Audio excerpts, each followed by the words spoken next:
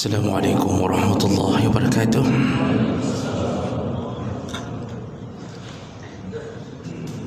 Alhamdulillahi rabbil alamin wa bi ni'matihi tatimmu as-salihat.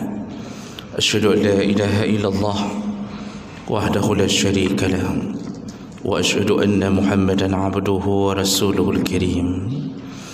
Allahumma salli wa sallim ala nabiyyina wa sayyidina al-Mustafa Muhammadin wa ala alihi wa ashabihi ajma'in, amma ba'd. Rabbi shrah li sadri wa yassir li amri wa hlul 'uqdatam min lisani yafqahu qawli. Segala puji bagi Allah, kemudian salawat dan salam kepada Rasulullah, pada keluarga dan seluruh sahabat-sahabatnya. Bapak-bapak dan ibu-ibu jemaah salat subuh yang Allah muliakan, insyaAllah kita akan menyambung pembahasan tentang golongan orang-orang yang dipastikan mendapatkan azab kubur. Dan terakhir kita sudah membahas salah satu golongan yang dipastikan mendapatkan azab kubur, yaitu yang melakukan ghibah atau mengupat di dunia. Selain azab di akhirat, dimasukkan ke dalam neraka hutamah, juga akan mendapatkan siksa di alam barzakh dengan mencakar-cakar wajahnya sendiri dengan kuku yang Allah jadikan seperti tembaga. Dan itu berdasarkan hadis dari Samurah bin Jundab. Jemaah maka Allah, kita sambung yang berikutnya. Golongan orang yang dipastikan mendapatkan azab kubur, yaitu orang-orang yang selama hidupnya menyebarkan berita bohong. Menyebarkan berita bohong ini sekarang lebih dikenal dengan berita hoax. Pelakunya biasa disebut dengan buzzer atau provokator. Kerjanya itu menyebarkan di tengah-tengah masyarakat berita-berita yang belum pasti yang sebenarnya. Jadi tidak ada keterangan, tidak ada tabayyun. Berita itu sudah menyebar dari mulut ke mulut, dan itu merugikan orang-orang yang dijadikan sebagai korban. Nah, pelakunya ini dipastikan ketika tidak dimaafkan oleh si korban di dunia, maka Allah akan mengazabnya sebelum mendapatkan azab di neraka dengan azab di alam barzakh. Dan azab itu Nabi menceritakan ketika Nabi dibawa oleh malaikat untuk melihat suasana proses pengazaban. Dan masih dalam satu hadis, karena hadis yang menceritakan keseluruhan azab kubur itu berasal dari Samurah bin Jundab di atas mimpi Nabi SAW. Dan mimpi Nabi adalah kebenaran, berbeda dengan mimpi kita. Kalau Nabi yang bermimpi, itu salah satu cara Allah menyampaikan wahyunya. Kita mimpi tidak jelas, artinya bisa mimpi menjadi bunga tidur, bisa mimpi dari gangguan syaitan. Yang mimpi benar itu pun harus ditakwilkan oleh orang-orang yang faham tentang mimpi. Tapi tidak ada lagi Nabi Yusuf yang kedua. Yusuf hari ini tidak bisa mentafsirkan mimpi. Mimpi Nabi adalah salah satu cara wahyu Allah turun. Sambungan hadis itu setelah menceritakan tentang golongan orang-orang yang ghibah, mencakar-cakar wajahnya sendiri, lalu kemudian setelah tersiksa wajahnya kembali sedia kala dan dicakarnya lagi, dan terus-terusan. Itu ghibah. Karena nanti semua perbuatan itu diceritakan atau dibongkar rahasianya di ujung hadis. Lalu Rasulullah sallallahu alaihi wasallam setelah melihat kondisi orang-orang yang mencakar-cakar wajahnya, Rasulullah menceritakan, "Fantalaqna wa ataina ala rajulin mustalqin liqafahu." Kata Rasulullah, lalu kami berangkat lagi setelah melihat orang yang dicakar itu, kami berangkat lagi bersama para malaikat. Ada 2 malaikat yang membawa Nabi. Dan kami melihat ada seorang laki-laki mustalqin ala qafahu. Dia berbaring di atas tengkuknya. Artinya dia terlentang di atas tanah. Lalu kemudian wa iza akhar qa'imun alaihi bikalubin min hadid. Dan di depannya ada seorang laki-laki lain yang di tangannya ada sebilah besi yang dibuat seperti parang. Jadi bukan parang ini yang dimaksud. Bikalub itu seperti celurit, celuritnya orang-orang Madura. Jadi kalub itu yang membengkok di ujungnya. Kalau kita mungkin bisalah kita bilang parang cikok, tapi tepatnya celurit lah. Model begitulah kira-kira. Wa iza huwa ya'ti ahadun syaqiya wajhahu fayusharshiru shidqahu ila qafahu. Nah, orang yang memegang besi yang tajam ini, lalu kemudian tiba-tiba dia merobek mulut orang yang sedang terlentang ini. Dirobek dari depan sebelah kanan sampai robek ke tengkuknya. Jadi dirobek dari depan sampai ke tengkuknya. Ini semua robek, dari bibir kanan ke tengkuk robek, kata Rasulullah SAW. Dan tentunya kita bisa membayangkan orang yang dirobek begitu saja tanpa dibius. Rasa kesakitan yang luar biasa. Tentu diiringi dengan jeritan. Kata Rasulullah, kalau engkau mendengarkan seandainya suara azab kubur dikeluarkan oleh Allah, diizinkan untuk didengarkan, la sa'iqa, maka penduduk yang mendengarkannya pasti pingsan. Orang yang mendengarkan azab kubur pasti pingsan. Itu baru dengar, karena begitu dahsyatnya. Dan itu baru azab sebelum terjadi azab yang sebenarnya. Lalu kemudian wa man kharahu ila qafahu wa 'ainahu ila qafahu. Jadi ketika dirobek itu, dicabutlah yang sebelah kanan, semua kulit yang sebelah kanan selain daripada mulut dirobek, dilipat ke tengkuk. Jadi matanya terlipat ke tengkuk, hidungnya sebelah terlipat ke tengkuk. Jadi sebelah wajah robek, dimulai dari bibirnya. Lalu kemudian fashaddaqahu ila al-janib al-akhar. Lalu kemudian orang itu merobek kembali yang sebelah kirinya.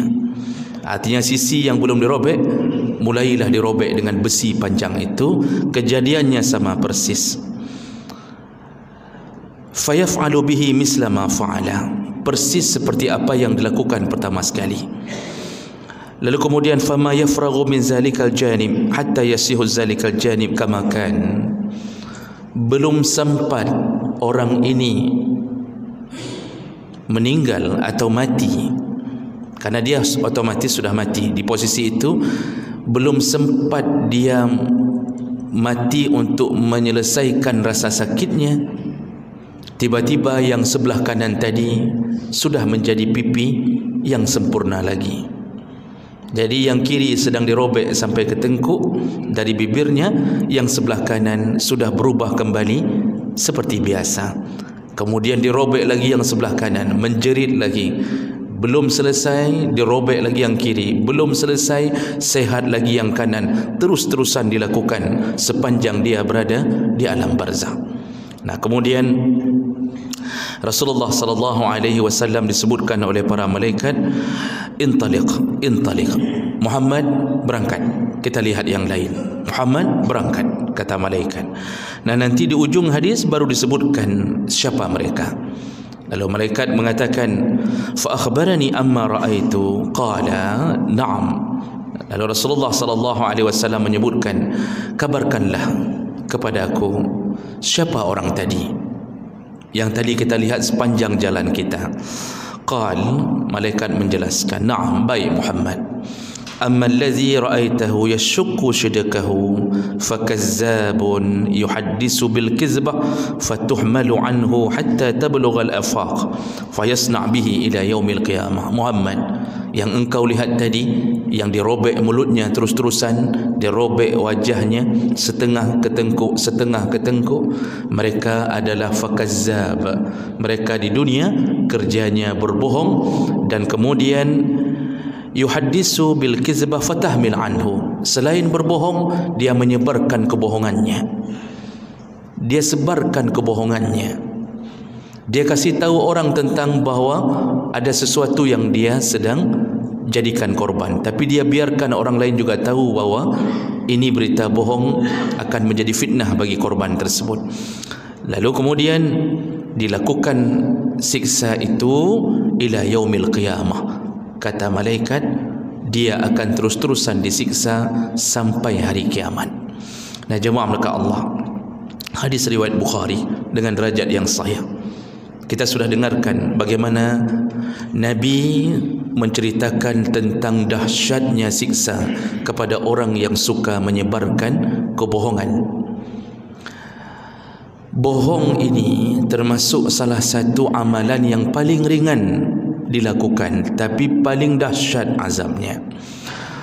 Rasulullah ketika ditanya oleh para sahabat, ya Rasulullah, kabarkanlah kepada kami amalan-amalan yang termasuk dosa besar. Rasulullah mulai mengatakan dengan asyirku billah, syirik kepada Allah. Yang kedua, uququl walidain, durhaka kepada orang tua.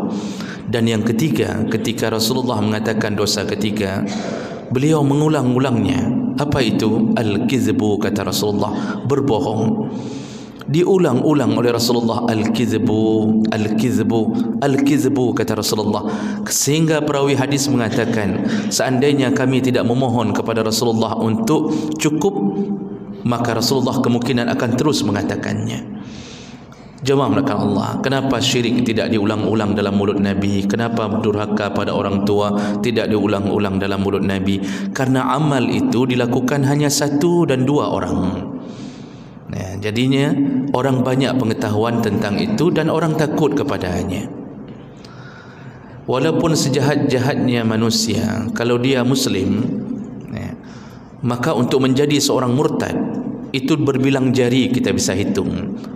Walaupun di akhir zaman muncul para murtad, tetapi toh tidak sebanyak orang yang teguh imannya. Paling ada satu dua murtad. Ada murtad yang overdosis mengumumkan di televisi bahawa dia murtad, membuat upacara untuk mengenang bahawa dia murtad. Nah, ini orang-orang yang memang benar-benar ingin melawan Allah.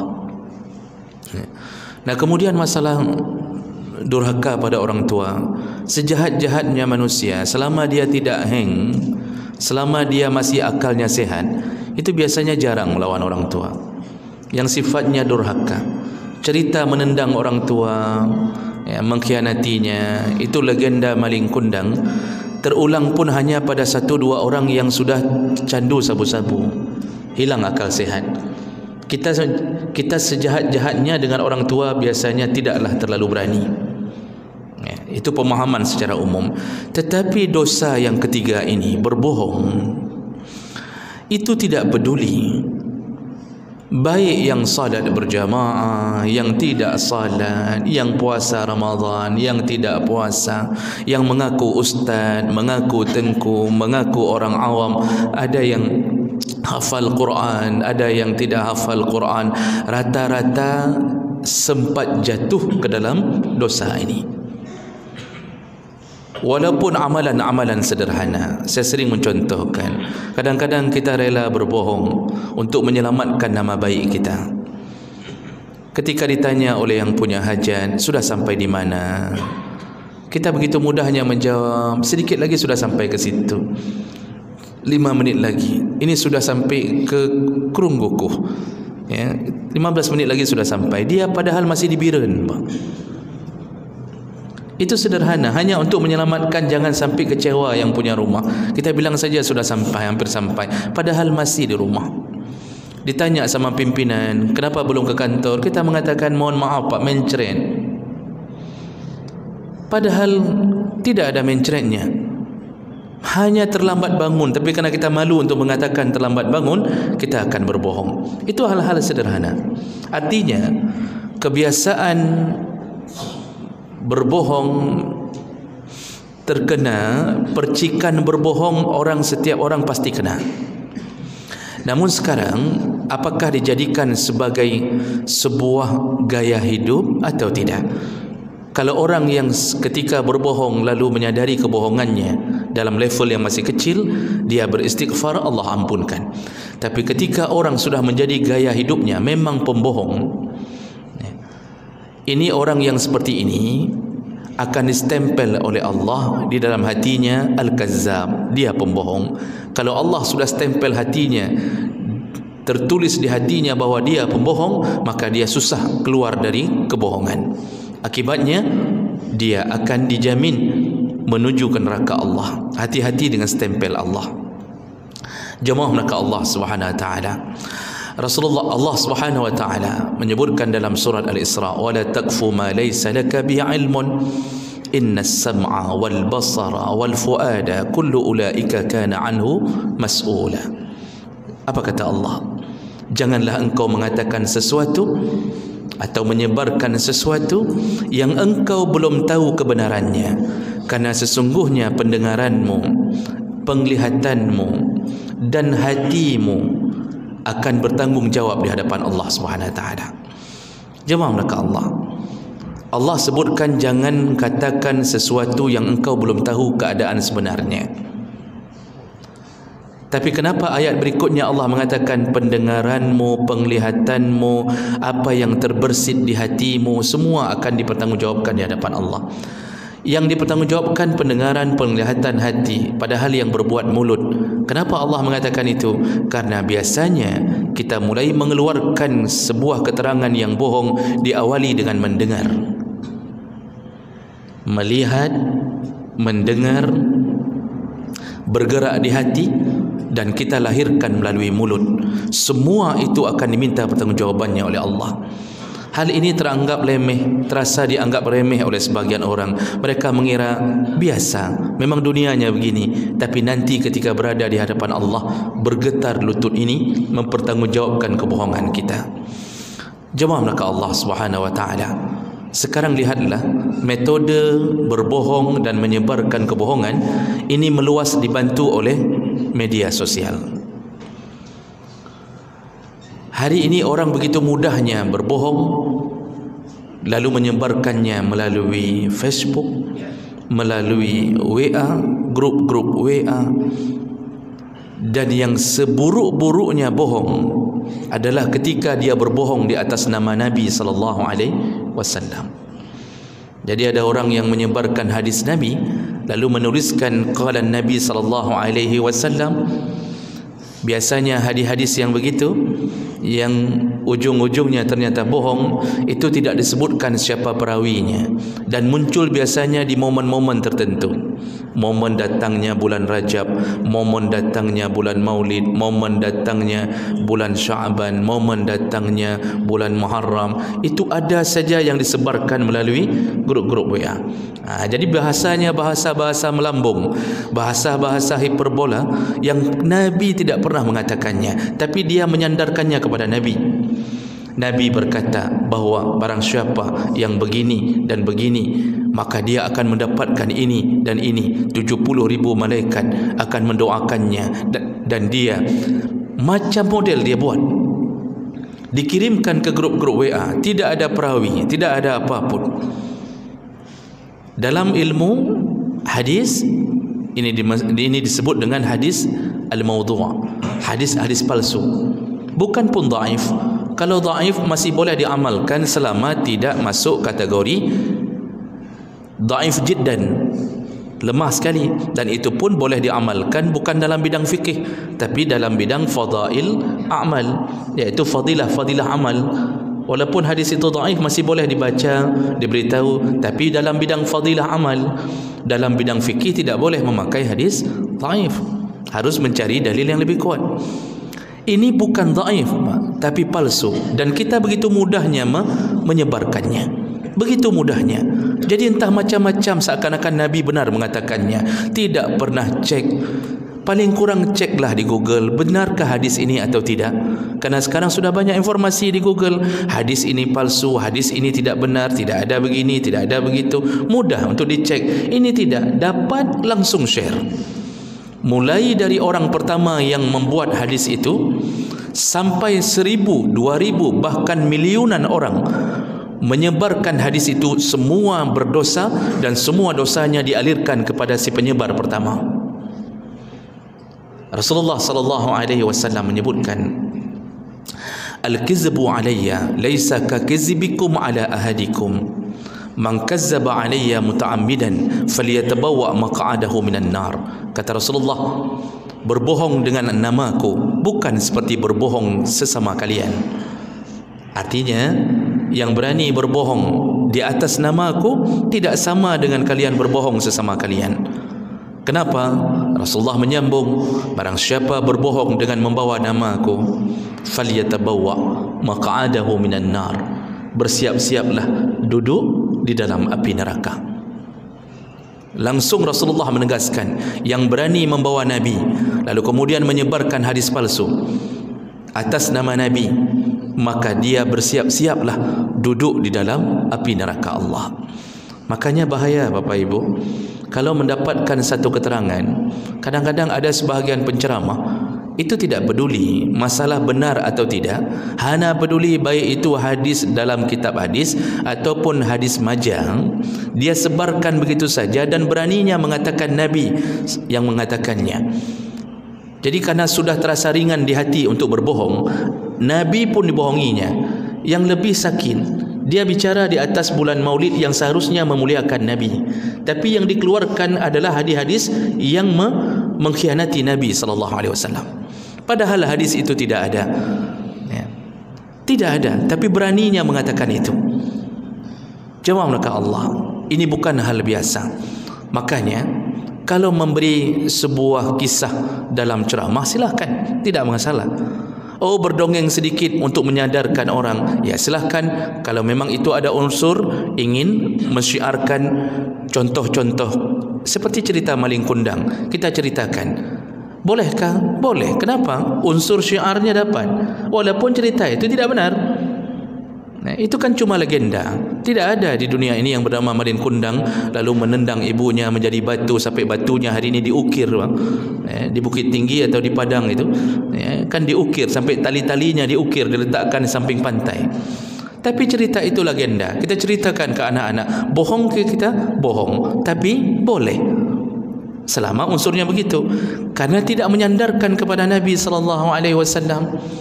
Tidak mengatakan ulama fulan yang mengatakannya, itu sudah bohong di atas nama ulama lagi. Nah, jemaah mereka Allah Subhanahu wa taala, berhati-hatilah kebiasaan tidak punya standar dalam menyebarkan berita-berita dari Nabi sallallahu alaihi wasallam. Karena ada sebahagian orang yang model begini, Pak. Yang penting ceramah, asal sudah jamaahnya senang, jamaahnya bisa bertahan 3 jam dengan berbagai nyanyian, lawakan dan seterusnya, dia sebarkan berbagai kalimat dari Nabi yang bukan dari Nabi, maka sungguh dia telah mempersiapkan dirinya duduk dalam api neraka. Walaupun malam itu dia bisa dapat amplop 3 sampai 5 juta rupiah. Ini hari ini orang tidak peduli. Itu bohong di atas Nabi SAW, seburuk-buruknya bohong, seburuk-buruknya bohong. Nah, kemudian berlanjut, bohong itu juga dihitung sebagai dosa-dosa terbesar yang akan mendapatkan siksa tadi ketika kita berbohong, menyebarkan berita hoaks sesama kita. Kita padahal tidak tahu kebenarannya, baru ada potongan video sedikit diposting di Facebook, kita tidak ikut pengajiannya, kita hanya lihat di YouTube. Ada orang benci kepada si ustaz atau si tengku. Kebenciannya membuat dia memotong video itu lalu disebarkan di Facebook. Langsung begitu disebarkan di Facebook, dicaci maki oleh ribuan orang dalam Facebook. Padahal video itu dipangkas tidak selengkapnya. Padahal ingin dijelaskan apa maksud. Yang dipotong hanya yang kalimat yang belum dijelaskan. Subhanallah. Orang yang mencaci maki, ikut mencaci maki, yang menyebarkan video-video potongan tadi, semuanya berhadapan dengan Allah Subhanahu Wa Taala. Dan itu caranya harus minta maaf kepada yang telah dirugikan. Bagaimana cara meminta maaf?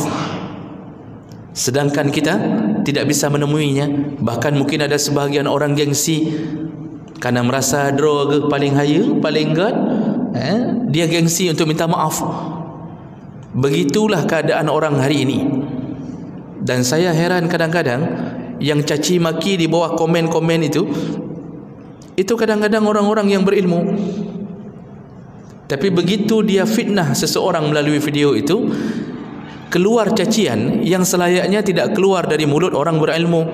Karena kata Rasulullah, laisal muslim al-badhi'. Muslim itu tidak mencaci maki, wala syatam. Muslim itu tidak mencaci maki, hana demena. Orang Islam itu tidak suka demena. Dan tidak disebut Islam orang yang kebiasaan di mulutnya hanya caci maki. Tapi Masya Allah, entah apa-apa disebutkan di dalam Facebook, di dalam WA, dicaci maki, bahasa-bahasa yang luar biasa indahnya dalam bahasa Aceh. Jadi kalau di cacian itu bukan cacian biasa. Kiang, Pak. Kiang itu apa? Tidak ada bahasa Indonesianya. Ya. Ini terjadi kenapa? Menyebarkan berita bohong. Menyebarkan berita bohong. Seharusnya kita ketika dengarkan satu berita, tenang dulu.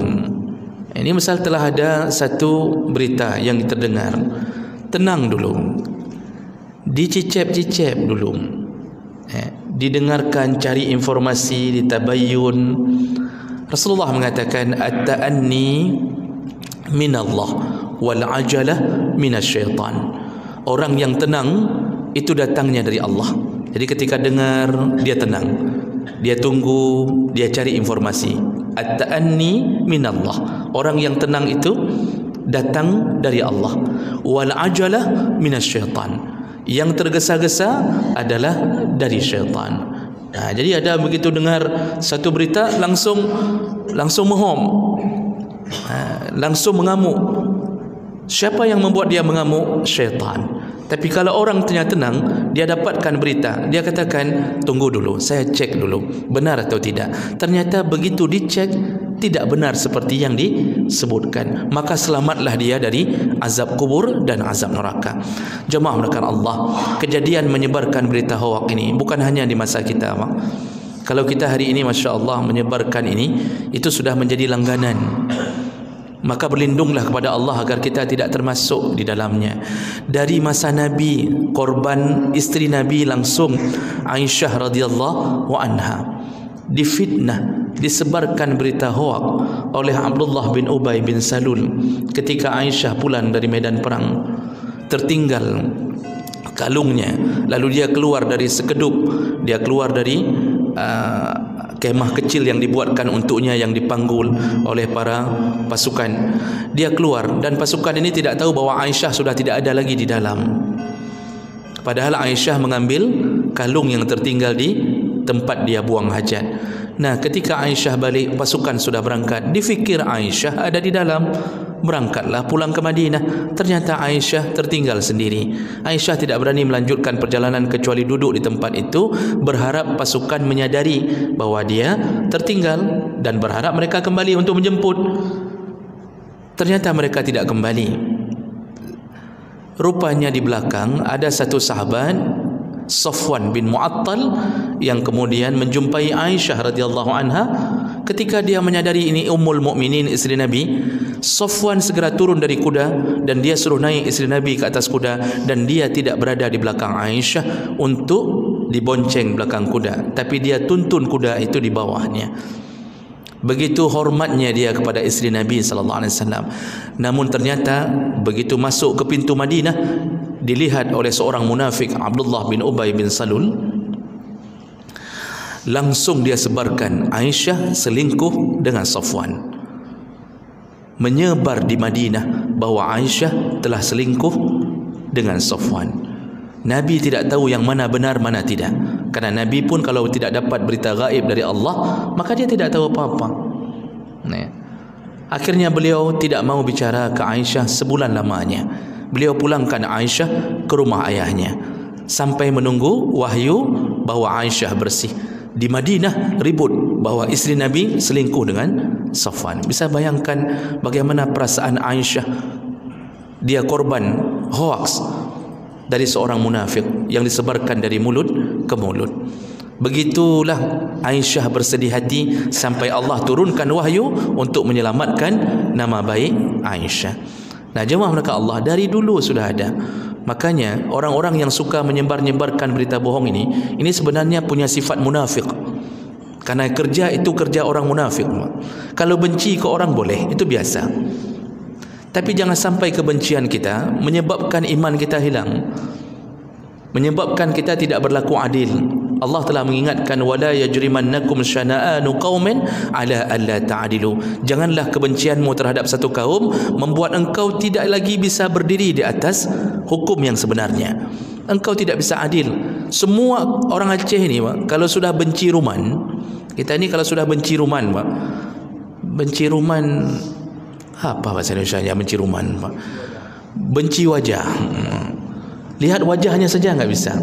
Lihat selendangnya saja ditaruh di tempat jemuran, bencinya, jemuran-jemuran dihabisi. Begitulah kira-kira. Kalau sudah benci ruman, Pak, itu apapun yang dibuat oleh orang itu salah. Itu sifat kita. Padahal mungkin 1000 salah kita, 1 salah dia. Kita ungkit-ungkit 1 salah orang, kita sebarkan 1 salah orang, yang salah kita lupa. Inilah golongan kaum munafik. Maka berhati-hati berteman dengan orang-orang yang membawa kita ke dalam azab kubur. Berbahaya. Maka cukuplah sadar diri, jangan sampai terjebak di dalam kebohongan ini. Mudah-mudahan ini bermanfaat untuk mengingatkan kita, dan semoga Allah kumpulkan kita kembali di dalam surganya. Amin ya rabbal alamin. Subhanakallahumma bihamdik, asyhadu an la ilaha illa anta, astaghfiruka wa atubu ilaik. Wassalamualaikum warahmatullahi wabarakatuh.